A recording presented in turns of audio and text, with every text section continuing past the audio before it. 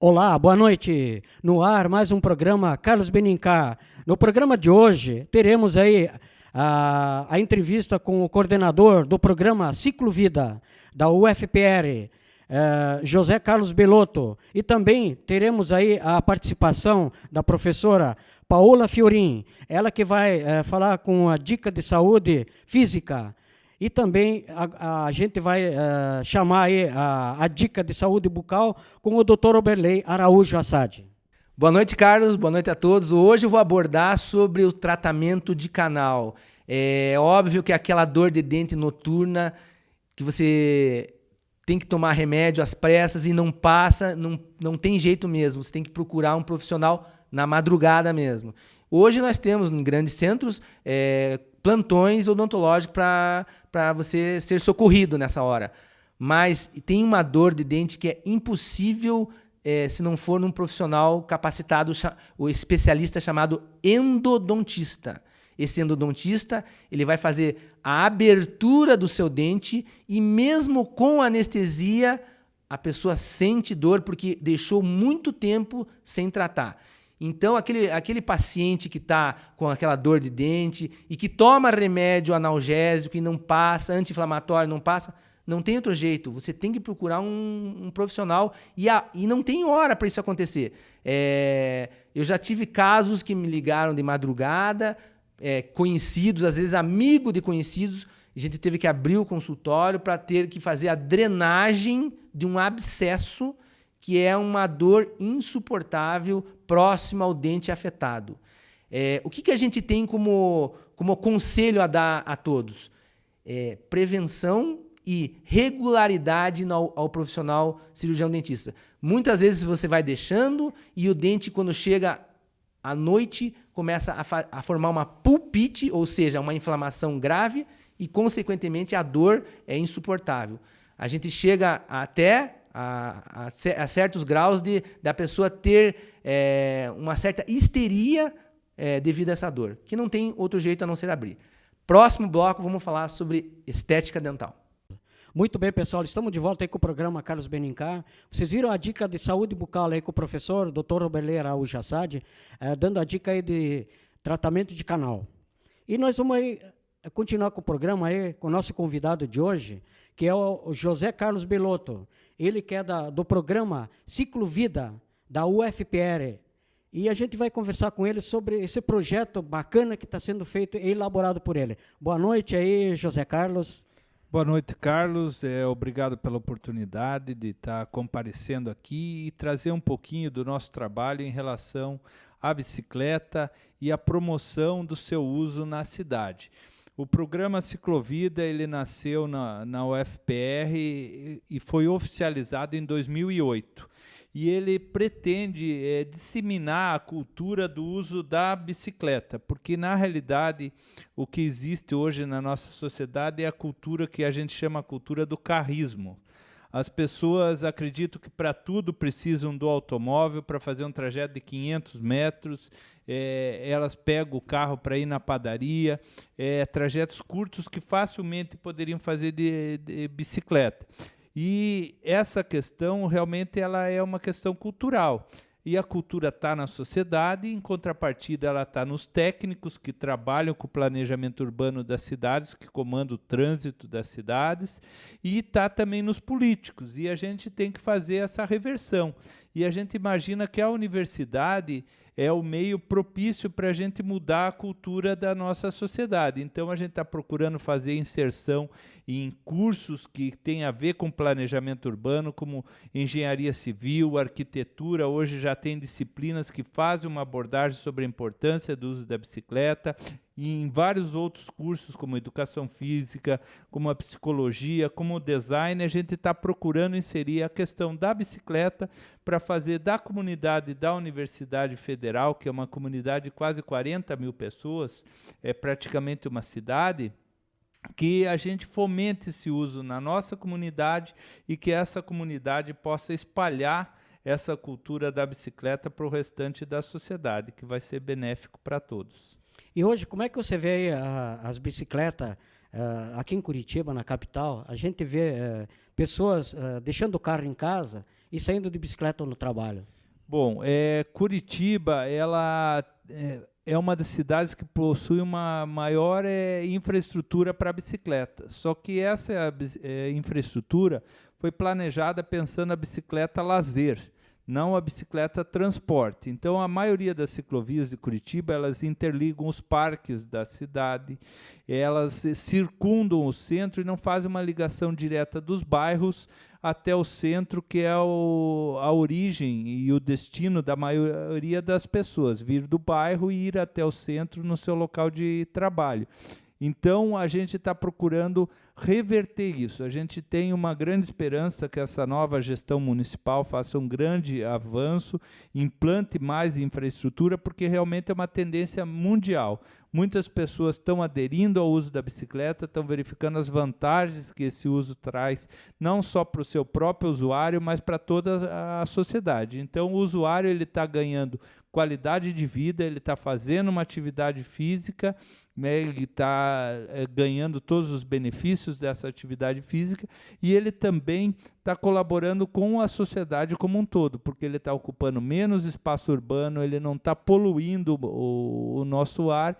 Então, a bicicleta é uma grande vantagem para as nossas cidades.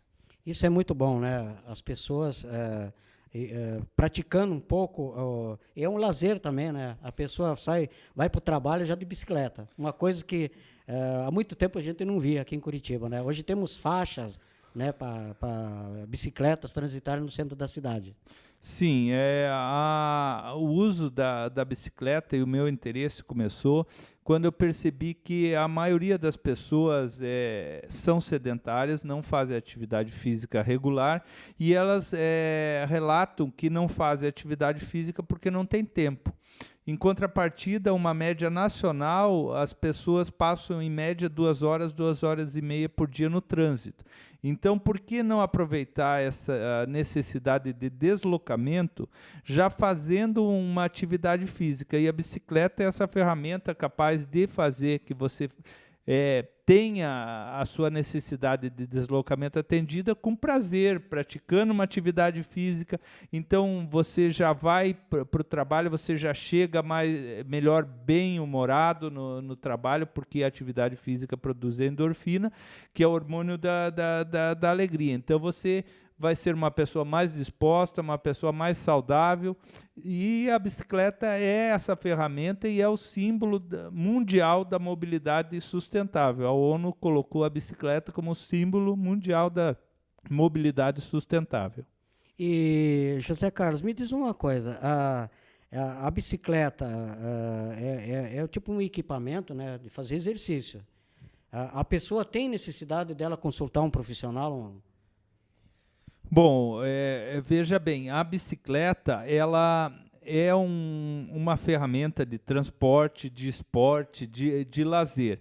É lógico que você deve procurar uma loja especializada. A bicicleta vai te dar muito mais retorno se for uma bicicleta com um quadro para a sua altura, tá? Existe o quadro, tamanhos de quadro para cada altura da pessoa. Deve ser uma bicicleta bem regulada, com banco confortável, um banco com a altura do banco relativa à sua altura, a própria altura do guidão. Então, tem várias questões que, se a pessoa não tem esse conhecimento, ela deve procurar uma loja especializada, né, trocar ideia com as pessoas que conhecem, para que ela tenha uma bicicleta que lhe dê um bom retorno, porque se ela compra uma bicicleta ineficiente, ela vai acabar se desiludindo com o uso da bicicleta, vai cansar demais, a bicicleta vai começar a quebrar e ela vai achar que aquilo ali não é uma boa ferramenta para ela se transportar no seu dia a dia ou praticar o seu lazer ou o seu esporte. E na sua opinião, José Carlos, ela tem que consultar, vamos dizer, um médico, um fisioterapeuta, para pedir informações se ela pode andar de bicicleta? Bom, veja bem, isso não é só da questão do uso da bicicleta, isso seria uma questão da atividade física como um todo, né? Principalmente a pessoa de uma faixa etária mais elevada, ela deve consultar um profissional da saúde para que esse profissional a libere para a prática de atividade física. Qual atividade física mais conveniente para aquela pessoa. Mas a bicicleta ela está muito, digamos, fácil para qualquer pessoa. A pessoa pode comprar, inclusive, até em supermercado, bicicleta e sair pedalando, né? Então, a questão do cuidado com o profissional de saúde é aquele cuidado com qualquer prática de atividade física que a pessoa deve saber e perguntar e consultar um profissional para que ele a libere a prática de atividade física. José Carlos, como é que você vê hoje a implantação de ciclofaixa em Curitiba? O trajeto entre o centro da cidade não tinha que ser mais na periferia? Mas você vai responder no próximo bloco, aí, porque eu vou chamar aí a professora Paola Fiorin. Ela vai dar uma dica aí de sedentarismo e tantas outras dicas aí sobre saúde. Boa noite, Carlos. Boa noite a todos. Hoje a gente vai trazer o yoga para as nossas dicas de saúde e atividade física. No yoga, o grande diferencial da prática da atividade é combinar os movimentos com o exercício respiratório. E, principalmente nessa época de inverno, o exercício respiratório facilita o aquecimento corporal e também previne de muitas doenças respiratórias, como a sinusite e os resfriados. Então, uma boa respiração é aquela que acontece, de preferência só pelas narinas, sem qualquer obstrução. Então a gente pede sempre para que as pessoas façam a limpeza adequada das narinas, principalmente ao amanhecer. Então, o primeiro momento lá que você pode, faça a limpeza das suas narinas, manter as narinas lubrificadas, hidratadas. Se você precisar fazer uso de algum óleo, algum creme específico para manter a mucosa hidratada, é importante. Observar, principalmente quando você respira, se você projeta a caixa torácica em todos os sentidos, para frente, para as laterais e para trás, preenchendo todo o pulmão, né, com o ar que você está respirando. Observar se você suga o ar pelas narinas de maneira lenta e profunda, principalmente durante o dia, porque muitas vezes a gente permanece com a respiração em restrição. Então essas dicas são para que você possa ter um corpo mais saudável e uma mente também mais tranquila. Continuando as nossas dicas de saúde e atividade física, a gente vai falar sobre o processo de dormir, de adormecer. Então, há uma grande diferença entre dormir, adormecer, e desligar o corpo. Então, você precisa observar, principalmente na hora que você está deitando na cama e se preparando para dormir, se você consegue observar esse momento entre o deitar e o adormecer.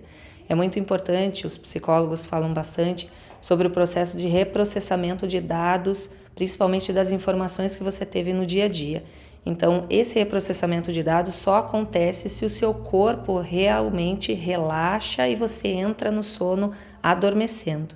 Então, é importante que você deite, se acomode, faça algumas respirações profundas, perceba o seu corpo bem relaxado e a respiração bem aprofundada. E só então comece a pensar no seu dia a dia, faça algumas reflexões, procura se observar entrando nesse estado de relaxamento. Para isso, você inspira percebendo o seu corpo e exala relaxando bem os músculos e as articulações, fazendo com que o seu corpo entre em estado de sono profundo. Essa é uma dica do yoga que normalmente a gente faz no Yoga Nidra, que é a parte final da aula e que é a mais conhecida, portanto. Que as pessoas falam, né, que o yoga é relaxamento, então é essa parte que a gente está falando hoje. Muito obrigada pela atenção e até a semana que vem. Muito bem, pessoal, estamos de volta aí com o programa Carlos Benincá. Vocês viram a dica aí da professora Paola Fiorin, dando aquela dica sobre saúde. E nós retornamos aqui com o nosso bate-papo aqui com o José Carlos e respondendo aquela pergunta que eu lhe fiz anteriormente aí, José Carlos, sobre as ciclovias que estão sendo implantadas aqui em Curitiba. Pequenas distâncias, devia ser na periferia também. Bom, veja bem, primeiro vamos esclarecer que existem vários tipos de infraestrutura para bicicleta. A ciclofaixa é quando essa infraestrutura está na própria via de rolamento dos automóveis, somente separado por uma pintura ou uma tartaruga. A ciclovia, quando ela é separada da infraestrutura por alguma algum aparato físico, né? O que a gente imagina é assim, as ciclovias, ciclofaixas têm que ter a mesma lógica das ruas. Elas têm que ser conectadas, tem que ser um sistema. Você não aparece num ponto determinado de repente e aparece em outro. Você tem que fazer um trajeto que seja interligado. Então, a importância é que realmente sejam feitos, programados, né, trajetos que liguem o interesse das pessoas, e que normalmente são da sua residência até o seu trabalho, ou até pontos de interesse de lazer, né, grandes polos geradores de trânsito, as próprias escolas, universidades. Então, a importância é que esse planejamento obedeça mais ou menos essa lógica. A lógica que as pessoas elas precisam se transportar na cidade e de um local até o outro, e essa malha tem que ser conectada. E hoje nós vemos aí nos meios noticiários, no jornal, na televisão, atropelamento de ciclistas. Qual é a tua preocupação aí nesse programa de ciclovida aí da UFPR? Como é que vocês veem hoje? Qual é a solução para isso? Bom, veja bem, tem vários estudos da União Europeia onde que mostra assim, que quanto mais ciclista na rua, menos acidente existe. Porque os motoristas começam a prestar mais atenção nos ciclistas, e também é necessário que exista uma educação de trânsito continuada. E essa educação de trânsito ela não deve ser só por parte das autoescolas, somente para os motoristas. Todos nós somos atores do trânsito, ou como pedestre, ou como ciclista, ou como motorista. Então, a educação de trânsito deve vir desde da escola fundamental, onde as crianças já devem começar a ter noções de educação de trânsito, até na formação de condutores, e que realmente cada vez o motorista perceba que o Código de Trânsito ele manda que o maior tem que cuidar do menor. Então, o caminhão tem que cuidar do carro, o carro tem que cuidar da moto, e tem que cuidar do ciclista, e todos têm que cuidar do pedestre. O grande rei do trânsito e o mais respeitado de todos deve ser o pedestre, que é a pessoa humana e o mais frágil, né, componente desse sistema de trânsito. No seu programa de ciclovida, foi criado há pouco tempo dentro da UFPR, mas está dando uma enorme repercussão aqui na capital. Sim, veja bem, é uma tendência mundial, né? A questão do uso da bicicleta vem crescendo. A bicicleta teve grande importância no transporte das cidades brasileiras, principalmente até os anos 50, 60. Depois, com a entrada da indústria automobilística, o uso da bicicleta foi diminuindo, principalmente nos grandes centros, né? Quanto menor a cidade, tem uso normalmente maior da bicicleta, e quanto maior a cidade, um uso menor. Porque o trânsito fica mais perigoso, as distâncias são maiores. Mas, com o excesso de veículos, está começando a acontecer uma reversão, porque as pessoas estão percebendo que o excesso de carros está matando a eficiência do próprio automóvel, que seria a pessoa se deslocar com rapidez. Isso está deteriorando a qualidade de vida das cidades, com o excesso de poluição, o excesso de tempo perdido no trânsito, e as pessoas começaram a perceber na bicicleta uma opção para melhorar a qualidade de vida urbana, né? Com a pessoa já fazendo o seu deslocamento, praticando uma atividade física, diminuindo a poluição, diminuindo o espaço ocupado no trânsito, e a bicicleta começou novamente a aparecer como uma tendência de solução para que ajude a diminuir o problema, que é o apoio excessivo ao transporte individual através do carro. As cidades devem priorizar o transporte coletivo e os meios não motorizados, para daí sim haver um equilíbrio maior, e o benefício vai ser para todos. E também você que é ciclista também tem que andar bem equipado também. Tem o seu equipamento, que é capacete, né? Podia dar dica aí para o pessoal aí de final de semana aí. Sim, é muito importante o uso dos equipamentos de segurança, o capacete, a luva, se você vai sair à noite, as luzes para que os motoristas possam enxergar a bicicleta, né? É muito importante. A questão da luva, porque se normalmente você cair, a primeira parte que você vai colocar como defesa é as mãos, então para evitar ralar toda a sua mão, a luva é muito importante.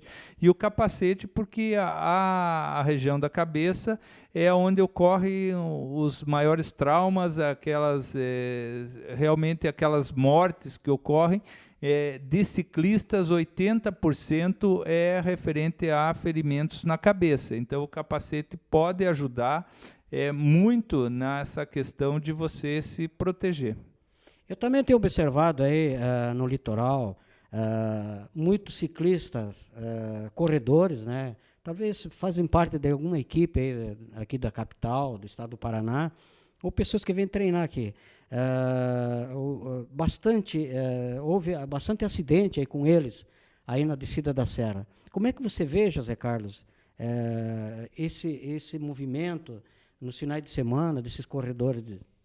Bom, veja bem, é que existem poucos lugares para os atletas poderem treinar. Por exemplo, a infraestrutura de uma ciclovia não é para um atleta de elite ou mesmo um atleta amador poder fazer um treinamento de qualidade, porque ele vai ficar interrompendo em cada esquina, ele vai ter que desviar de poste, ele vai ter que desviar de pessoas passeando com cachorro e ele não vai conseguir fazer o treinamento dele com qualidade. Ainda o melhor local que o ciclista tem para treinamento hoje ainda são as BRs, o acostamento das BRs. E principalmente a 277 é a preferida de todos pela qualidade do pavimento, e tem muita gente fazendo isso e também muita gente que usa a bicicleta como lazer. Eu sou um desses que de vez em quando desce para o litoral de bicicleta. Então, o que tem que acontecer realmente é uma campanha de educação, placas alertando para a presença de ciclistas, porque pelo Código de Trânsito, a bicicleta é considerada um veículo e ela tem total direito de permanecer em qualquer via que não exista ciclovia ou ciclofaixa. A prioridade é da bicicleta. A bicicleta tem prioridade em cima dos veículos automotores, inclusive. Ok. A gente quer agradecer, José Carlos, aí, a tua presença no nosso programa, falando um pouco aí sobre o programa Ciclo Vida da UFPR, né? A gente agradece aí a sua presença no nosso programa. E vou chamar aí o Dr. Robelé Araújo Assad, ele falando sobre clareamento, dando a dica de saúde bucal. Então, estamos de volta. Agora eu quero conversar com vocês sobre estética dental. Quando você vê um artista na televisão com aqueles dentes brancos, aquele branco opalescente, assim, que até reluz, né? Não pense que aqueles dentes são naturais. Eles são feitos em laboratórios de prótese no consultório odontológico. Ainda mais aqueles artistas mais à velha guarda, né? Que têm dentes revestidos. Então, lançaram agora na odontologia, há uns 3, 4 anos atrás, as chamadas lentes de contato para dente. E essas lentes de contato são camadas muito finas que recobrem os dentes da frente. E, inclusive, esses artistas, quando dão um sorriso muito largo, aparecem os dentes naturais amarelados, né? Eu tenho reparado muito em novelas, em programas de televisão, que esses artistas mais da velha guarda, que colocaram essas lentes de contato, sem perceber, aparecem os dentes amarelos que são do fundo, no caso. Mas você que tem uma vontade de ter um sorriso bem esbranquiçado, tem essa opção hoje, que são as chamadas lentes de contato. Além das lentes de contato, digamos assim, pacientes até os 35 anos, 40 anos, com todos os dentes na boca, existe como fazer um clareamento caseiro, com uma moldeira que você dorme à noite ou usa 1 hora por dia, os dentes vão clareando, os dentes naturais vão clareando. Eu agradeço mais uma vez ao Carlos pelo convite e eu estou sempre à disposição para falar sobre odontologia para vocês. Obrigado. Muito bem, pessoal. Estamos chegando ao final do nosso programa, Carlos Benincá.